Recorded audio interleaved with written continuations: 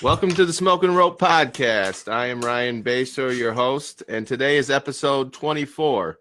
And we're excited to have a repeat guest join from episode 9, Jake at Sticky Ypsi. Jake, thanks for being on again. No, setting a good precedent. No better to spend the holiday season with you guys. Thank you.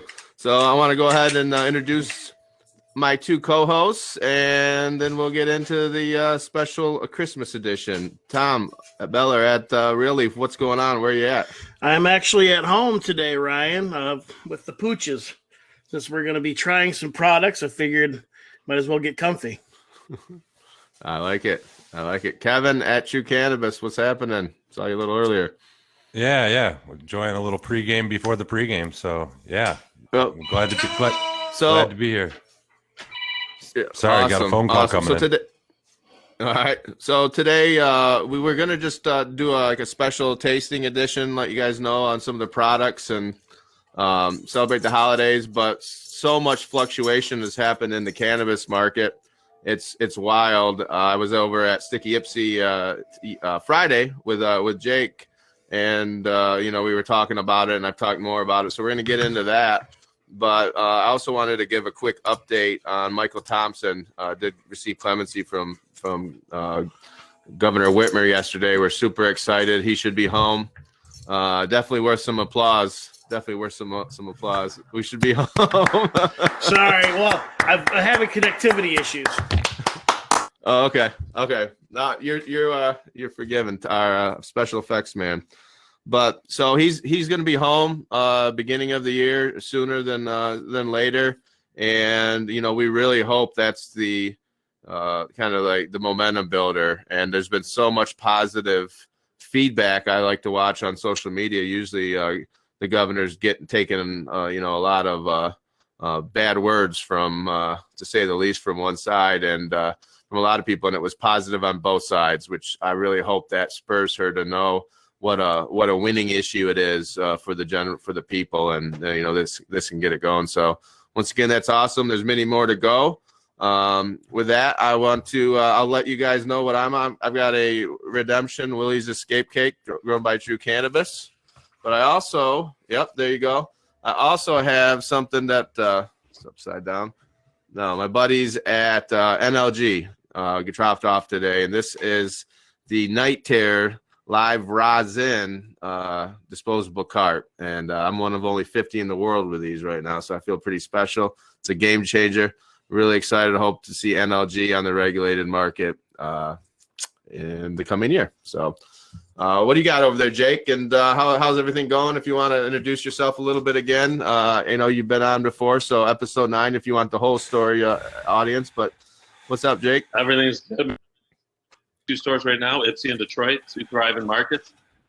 Everyone knows we're dying for Detroit to go recreational, but hopefully within the next year we'll get there. This is coming in 2021. We're shooting for a March opening. Sticky Ypsi, we're moving to our new building March 1. And we also have a purchase agreement for Battle Creek. So we're growing fast, man. We want the outlets. Like I said, I come from the restaurant hospitality group from episode 9. So I love taking care of people. I guess the outlets and the stores have been kind of my hospitality retail, and it's been a way to just, have a family and, create. I love selling weed, man. I've been doing it too long. But today I am smoking. Ryan, actually, Bullet Buds, man. You hooked me up with them. I got his Rainbow Mints in my grinder right now. I love Bullet Buds. Yep. It is fire. And then I got my girls at Nirvana. I was smoking on. This is their lemon butter. Okay. They grow good weed. I saw their grow. They got 6,000 plants up in Mount Morris, and they do it the right way, man. So that's good. They're doing a great job on their packaging as well. Yeah, no, of course, and they're nice girls. So that's what I'm smoking right now. Awesome. And I just want to say, Jake talked about his passion is helping people in the retail, and I was at the store on Friday doing a vendor day. I had a blast meeting all the staff, and they were jamming away. It's a good store. It's well stocked. It feels good, and it is. It's a great vibe in there. So we have the best job in the world. We get to sell weed. Like if we're not having fun, we're doing something wrong. Like come on, we sell weed, man. Yeah, yeah, without it, no doubt, no doubt. Kevin, what do you got over there? So I'm just I'm smoking on a little bit of some Silver LA that I got from a good friend of mine that's a caregiver. Yeah, it smokes really good. It's a hybrid, so it's pretty good for the middle of the day. Still get the up buzz a little bit, but also a little bit of pain relief. So good citrus flavor, and it seems to smoke pretty good. So pretty happy with it. Excellent. Will we be seeing that in the regulated market? We will eventually, in time. We're trying to kick off that Renson project that we're working on, and as soon as we get that up and running, we'll have 2,000 more plants to be working with, and that's going to be a game changer for us. So we're super excited for that. Yeah, 2021, man, we're coming. We're coming. I can't wait. Can't wait. And yeah. Tom, look comfortable over there in the great up north. Sun shining. You got your dogs, and what are you dabbing?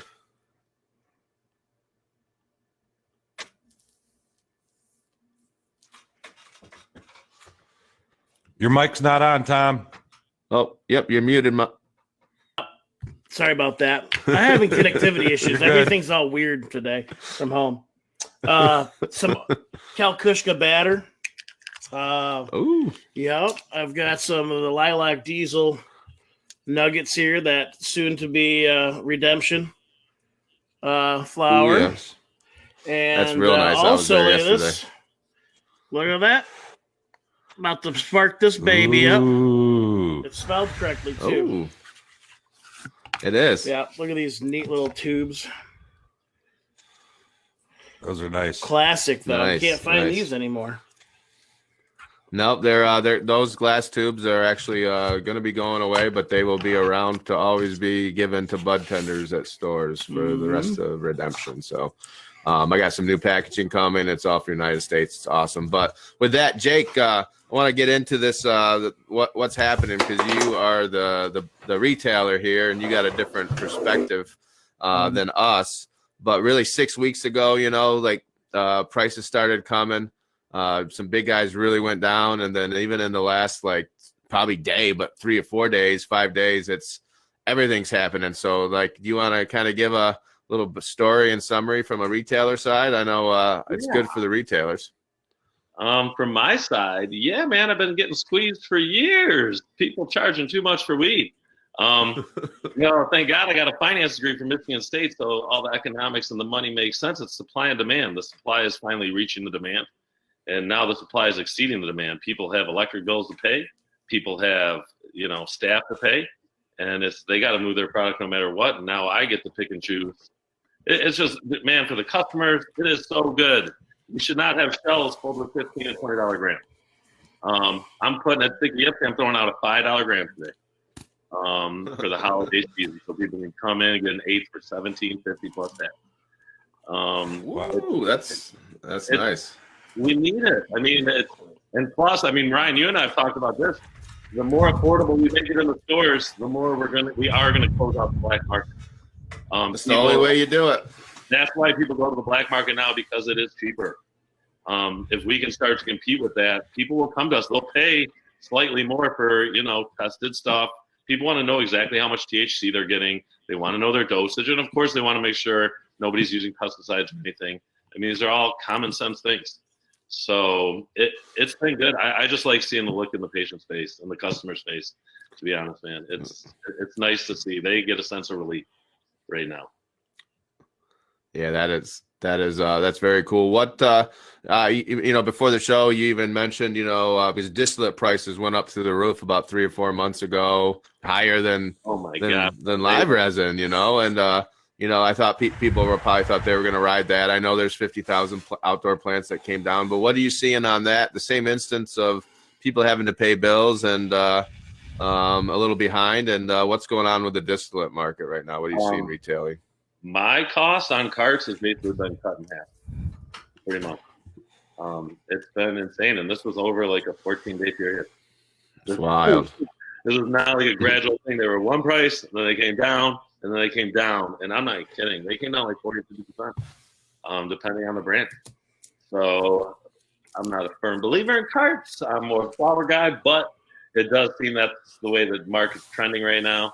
And people, do you want to go pay $100 for a cart? I mean, I guess we're spoiled because we've been living in caregiver land our whole lives, but it's hard to go pay $100 plus tax for a full gram cart. It's not. Yeah, man, I don't think it's fair to the customers. See. Jake, what do you Definitely think? not a distillate. Jake, what do you think is the main factor for the fluctuation? I mean, that's pretty crazy. We've seen it kind of like steadily move up and down over the course of the last 3 years now, and now we've seen this dramatic shift. What was the big crunch? Either people were sitting on too much product and they weren't talking about it, or I mean, I hate to be the conspiracy theory, but somebody might have stuck some in the system. Like, let's be honest, people speak stuff in.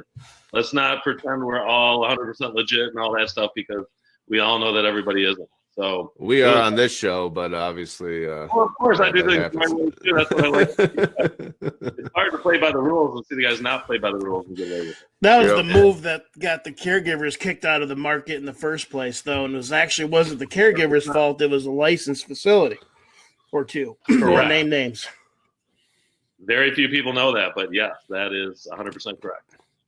So, and especially as go ahead, Kevin. No, I was just going to follow up. So, what do you think Croptober played any part in that? I know that we saw sales kind of dip at the dispensaries. Do you think that was the fallout that we're going through now? Yeah, 100%. Yeah. There's that. Then stimulus dried up. People are hurting. End of year, deferred taxes from 2019. Yep. Everything. Kind of the perfect storm. Yeah.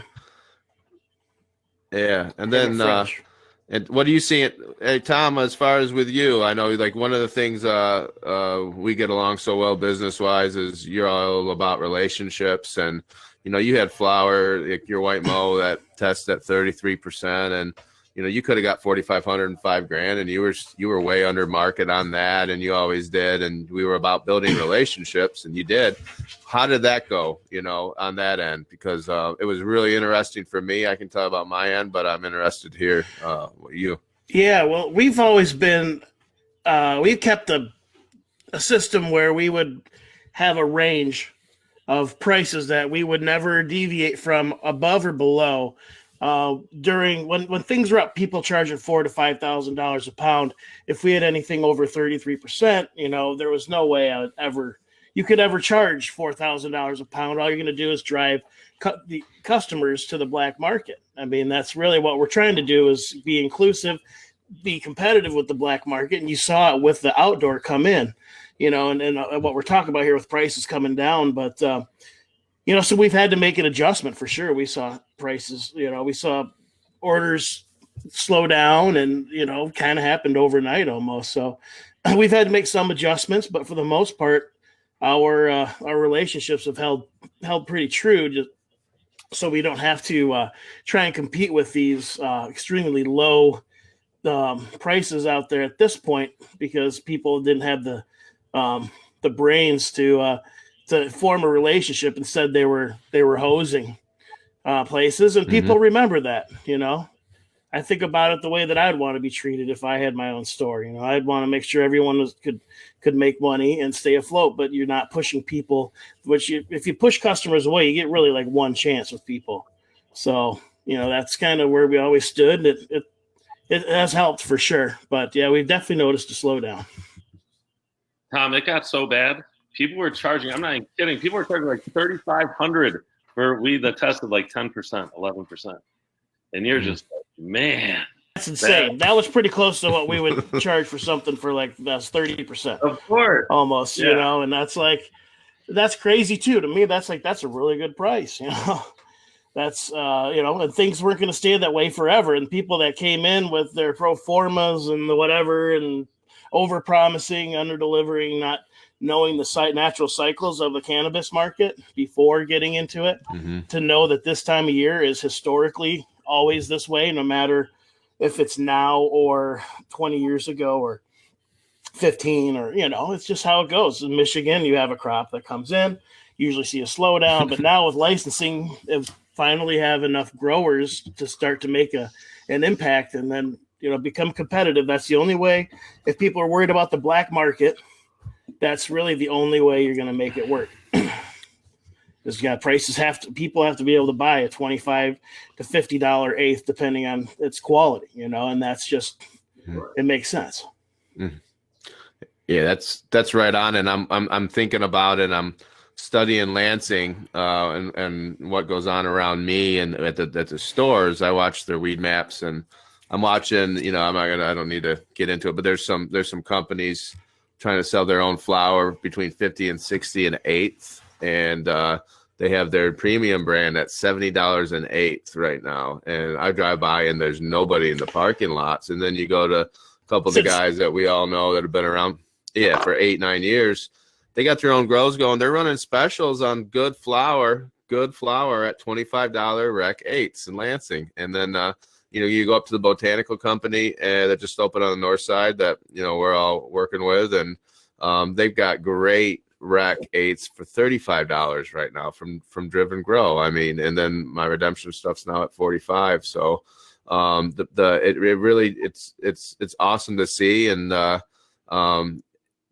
watching those models, like how many more pro formas you try. If you're selling at $70 an eighth, I guess that was your plan too, and you told people that. So man, I don't know what's going to happen in 2021, but I feel like there's going to be some implosions, and we might see some people down on American greed even in the future, because it's going to get wild with people not being able to pay the bills in 2021, and the little guys that don't have the overhead and treated people good are in a great shape in Michigan. So, man. Yeah, we talked about this, Ryan, earlier today, and it's like Michigan's such a different market than anywhere else in the country. Like just being able to run-of-the-mill mid-grade flower and sell it for $50 and $60 an eighth. Like in Colorado and California, you might have people lining up out the doors, but in Michigan, that's just not going to cut it. This market flew on the backs of the caregivers for so long that I feel like people are now educated as to the quality of flower and what we should be getting. And when you're paying $60 or $70 an eighth for something that is subpar to what you can get from, let's say, your neighbor for a quarter of the price or a third of the price, I mean, it's not going to fly here. It's just not going to happen. Arming people into, stopping to grow their own cannabis and medicine is also not the way to get the market to come to a natural level of where it should be. And there's no real grading system, and there really should be, because the big problem from the get-go has been the quality of the flower. You have some of these larger grows, some of them can grow nice flower, but from what I've seen, you have to price things accordingly. It's just like, like beer, a good IPA, be more than a Bud Light or Milwaukee's Best, and you sell more Bud Light in most places than you do other beers, I'm sure. But at the same time, you can't call yourself, Dragon's Milk and actually tastes like Keystone Light. Yeah, no, but that's the one thing that's fascinating. Most of these stores or companies, grows aren't willing to be who you are. Just be who you are. If you're a big grow that's going to pump that out, be that. If you're trying to market as a craft cannabis or like just all this stuff, like that the consumer's too educated, and in Michigan, it's way too educated. Everybody comes in and asks about THC percentage. That's all they want. That's all they want. So I'm telling you, this is going to come like alcohol. Take it from somebody who came from that business. I mean, that's how alcohol does it. They do state minimum. It's going to be, I think that's what it's going to boil down to, is state regulation. They're going to regulate the price of weed based on how strong you guys make it. And there's going to be a state minimum like they have in liquor stores. When you walk into Kroger, that's why it says state minimum price. And I really think that's the direction they're going to go, because they want to tax the hell out of it. They need money right now, and we're a thriving business. And unfortunately, I hope they're not listening, but that's what's going to happen. Well, they know. You're not giving them any new ideas, I'm sure, man. It's already expensive enough, Let us write things off normally, like any other business, and then we'll talk. Because I understand wanting to create revenue and make a better society and use, but don't be a hypocrite about it. Oh, some of the stuff I'm hearing, guys, is like there's some business like we talked about, like there's some business models that are really not working now, and we're starting to hear about like an added push maybe to try to get the caregivers out. There's gonna be people on board with that. That's their solution. I know it. I'm feeling it. I'm even kind of hearing it. And then, even to stop allowing many more grows in the state. So like instead of just being better at the business, both of those are going to start getting pushed. And the act is probably going to get merged next year, and there's going to be a free for all. So that's kind of upcoming.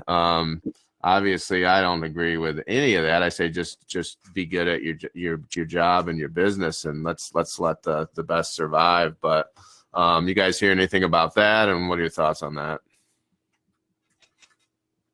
I haven't heard anything yet. I mean, I've heard about the push to combine medical and yeah, I mean, they're going to push. I've heard about the caps, but it's a free market society. I mean, I guess there's a certain number of licenses they can give out. I mean, they do it to us with the stores. You can only have a certain number of stores based on zoning, based on everything. I don't know. I'm more for the free market. I view us more like restaurants. We're all creating art. We're all creating beauty. You know what? I'm creating a great place with a great experience for people to come buy their meds. You guys are growing the best med. It's all an art. It's all a passion. And we should all be able to do it and express it in a free world, right? Without a doubt. And that's, I think maybe we're along the lines, maybe we're trying to do that. I'm speaking for myself, and I'm probably most of you, I want to do this the rest of my life. There's nothing else. So I'm not thinking about what I'm going to make, how many millions I'm going to make in 3 years if I sell something, or, all these decisions that are being based. So, that's what we got to hold on in Michigan. If we keep it how it is in the free market, like there's barely any other states that are going to have the competition. And, Illinois, these companies will probably be successful in Illinois and Pennsylvania and Florida because it's limited licenses, but they're not going to be successful here. So in turn, we're going to have the best flower, top couple, California, whoever else, like we're going to be tops in the world. We're going to be the top 3 of best cannabis. So man, that's awesome. Ganders, I mean, yeah, we know how to make stuff. We're good. Yeah, I think it's important for our listeners to understand that these big companies have basically run amok in just about every other state in the country as they've come through and leveraged their money and their power to bully and undermine the process all the way through. It's been happening here in Michigan. We've pushed back incredibly hard, and that's been the resistance to them just running amok, but they are absolutely trying to. And the whole thing here is kind of a race to the bottom. The quicker we get down to $1,500 pounds or $1,000 pounds, that's the more difficult it becomes for the small guy to survive and to participate. And once they get it down to where it's uneconomical for the small guys, they'll start to try to buy up all the other businesses and then monopolize it that way. And so I think it's important that we all band together and make sure that we don't allow that to happen. We've been doing a great job so far in Michigan. All the businesses that are on the backs of caregivers have they recognize what's going on, and I don't think that no matter what these big guys do at this point, their reputation is already preceding them. They've bullied the wrong people. They've bullied the caregivers in Michigan, and I think us as a group, all the caregivers and all the business owners that are on the back of caregivers need to stand together against these guys and make sure they don't take over our market. 100%. Go ahead. Sorry. No, I was just agreeing. It was a great statement. Yeah, After you, Tom. What's that? I can't hear you, Jake. Oh, after you, Tom. I didn't mean to interrupt. I was just saying I really liked your statement. The root of that is also from the attitude coming into thinking that you can dominate a market. People wanted we're going to do everything, we're going to run everything, we're going to be everywhere and everything to everyone. And it's like, it doesn't work like that, really. I mean, this is Michigan's been a strong cannabis state for a long time. And there's enough room for people to come in if everyone knows, if we work together, we're like, hey, I'm creating this, or this is what I plan on doing. And it's, to a certain extent, handled like alcohol or beer, like you're saying. I think that's probably the way. it's pretty interesting. Like, I think there's a lot of people, all four of us on here, like a lot of the guys I know, I consulted and did a lot of, for some big companies coming in, and some showed a lot of respect, but there's a lot of arrogance. Like, hey, we're the MBAs here. You're just a marijuana guy. Let me tell you how business goes and all this and that. And I heard it a lot. Now, looking at it, what's going on with that race to the bottom, they're struggling, but I really feel like watching the market, like between it's like good brands and good causes, good brands and good product is going to be able to get $2,000 to $3,000 a pound for a while.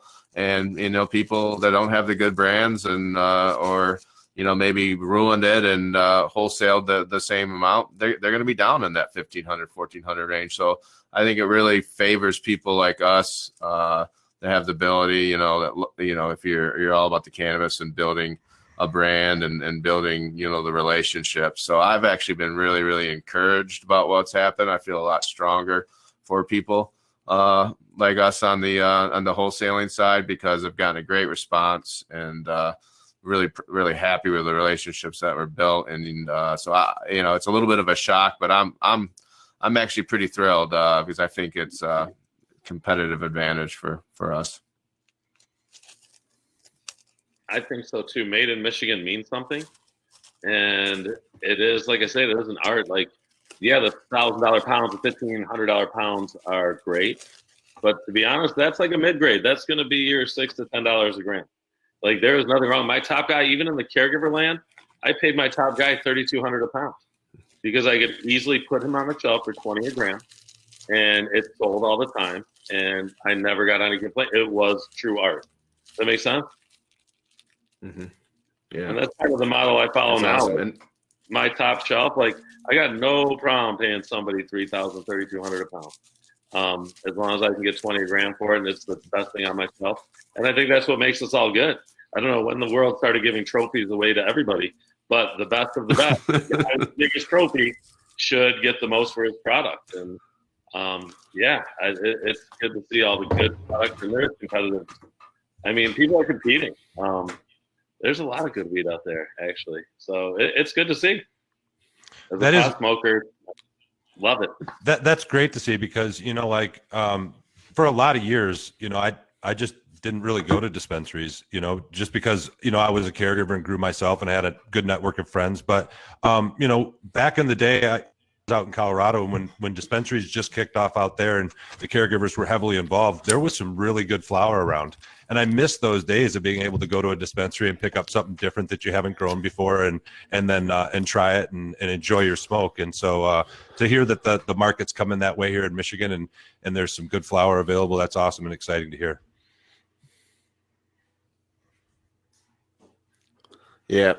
And I can't wait for products like this like stuff like as far as a live rosin pen to hit the market and real good. This is changing my life. You can take this a lot of places and it's just like doing a wonderful dab. It's come a long ways. I was just telling you, Kevin, or that or Kenny, like I remember having like one of the vaporizer 15 years ago with flour and it wouldn't work. Now we got, this wonderful technology. So yeah. It is real exciting. Hey Jake, what's going on with Sticky Southfield? Sticky Can you talk about that? We got our building permit. We're digging our basement. We're getting that built as fast as we can. Unfortunately, with the whole world shutting down, it's a little harder to get permits, a little harder to catch people in the offices. We've all worked with our municipalities. They're all hardworking people, and we're not the only business they're dealing with. But yeah, it's been slowed down. And what's the location of the cross streets? Oh my gosh, are you ready for this? 12 Mile Telegraph.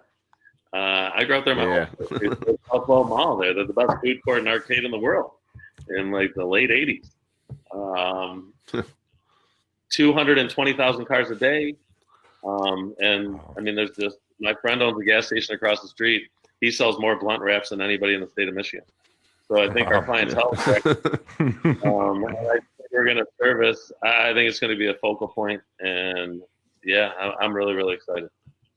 100%. Yeah, no, that's awesome too. And they only had two, and that's an exciting license. Maybe the best in the state. There is there's three. Yeah. Okay. So Okay. Loom was able to obtain a license there. And then the other Not company, surprising. Cloud Cannabis. Cloud Cannabis. Wow. Yep. So, Oh, John McLeod. yeah, Yep. they'll be my friends and neighbors, and yeah, I like to get along with everybody. I try to tell everybody, let's all be friends. We can have fun things. You can do things like dispo weeks. We used to do restaurant weeks. I mean, I'm in Ypsilanti. Why not do a dispo week? We all feature the one product we like the best. We got 7 dispensaries. People will come to our city to go hit all the dispensaries. It drives traffic. It drives people. It's not only our business, it's other businesses. It's just ways to help. We talk about building a community and just doing what we can. And we got to get more people like us on the cannabis line who want to do things like this to just kind of, we do get too cutthroat, I think, sometimes. And I think we can all kind of more be friends. Yeah, it's fun being friends. Yeah. It's going to be fun. Yeah, it's a lot of fun. It's going to be fun when things open up again and cannabis events start happening. And, we're excited about having a cannabis lounge. And I saw an article yesterday in the Metro Times, and it looks like there's a few people based on comments that are working on lounges in different parts of the state. And it's awesome. Everyone's saying they're going to be the first. I don't know when's the best time to open, but I'm excited about that because there's gonna be all types of brands now with this competition. Brands got to really start setting themselves apart and grow. So there's going to be probably a lot of free giveaways, I would say, at our lounge from different brands that want to get their product out. Happy hours, which is going to be an awesome scene. So hopefully that's jamming this summer in Michigan, and we're all out and about, and COVID's a thing in the past. That brings up a weird thought that just crossed my mind. Like, how do you prevent like another brand from infiltrating your space, coming into your lounge and like handing out their stuff? Like security. Yeah, security. We're gonna have to. But if it's cool, I don't mind someone going totally. giving away weed. I guess Totally. I'll take some. So many interesting questions with that business model. It's gonna be cool to watch it grow, and I'm super excited to be able to go up there and relax and take in a football game on Monday night or whatever, and be able to smoke. It's gonna be awesome. Yeah, that'd be real sweet. Are there any? Did Ypsilanti allow lounges, Jake? I think they did allow them. I mean, we're adult use, so I believe they did allow them. I'm just not sure where they're at, or I haven't kept up. I've been just so focused on business, just trying to keep up with that. Yeah, it's wild. Any Christmas specials, or what's your guys's? I heard you say you're open. I think 20, not 24/7, but 365. Yeah. What's happening for Christmas and New Year's? What do you do for your employees that work that? I heard you talking about that. Oh, we give them time and a half. I pay them overtime, and then I give them a nice big present. Man, I mean, they're not going to walk away from Christmas without being high out of their mind. Yeah, no, I mean, and it's all volunteer basis. And I tell them, I'm like, if we don't have enough people to work, then we're not going to open, guys. But you know what? Nowadays, like, especially being in a college town, there's always people here who don't have family. And even that last year was the first year I stayed open for Christmas, and we did 100 people in 6 hours. So I just think people are lonely. It's not traditional like when we grew up. When I grew up, everybody went to family. Everything was closed. Now everything's open. People are out. People don't have, family around, so they just want a little human interaction. And it's kind of like I keep going back. But dispensaries are like, you go in, you talk to your bartender, your bud tender. Your bud tender. You get that Christmas joint. You might splurge on yourself and buy that extra gram of dabs that you want. It's worth being open. People appreciate being open on the holidays. We put all of our weed on the medical side. We put it all at $10 a gram, everything on the shelf. On the recreational side, we put everything at $12 a gram or less. Very cool. And then we do flash sales throughout the day. We make it worth your while to come in. It's fun. Making me want to drive down. And what are you doing, Kevin? What do you do with your crew over the holidays? What's a grower doing? So the crew is off for the holidays. I'm a one-man band. I'll cover the shift so the guys can spend some time with their families and I'll just get it done early in the mornings and get home and spend some time with my family. So it's all good. It's a quiet time, and it's like a little bit of a break in the action. So try to enjoy it as best I can. Cool. Tom, what's Real Leaf doing over the holidays? You guys have shifts? They have time off? Yeah, we're what's that look like? yeah, we're just purely volunteer basis, but yeah, we need to have at least 3 or 4 people on, so we got it covered. Cool. All right, fellas, we're nearing that time. Had a blast today. A little bit more relaxing show. A lot of the good things with the market, but I want to give you guys a chance to say anything to the audience and sign off. So, Kevin, go ahead. I just want to thank Jake for being on the show today. Appreciate you coming back on and joining us again. I wish you the best of luck at Sticky Southfield when it gets up and going, and I hope you guys have a great Christmas and a great New Year. Same to you boys too, Ryan and Tom. You guys, too, Kevin. Thanks. Hell yeah, man. Yeah, you too. Not just Jake. Yeah. Nate, you too. You can hear me. Be well always, Tom, especially now. Yeah. 2021, man. Looking forward to 2021. Jake, it's been weird because I can't see anyone on my end. So I've just been staring at myself.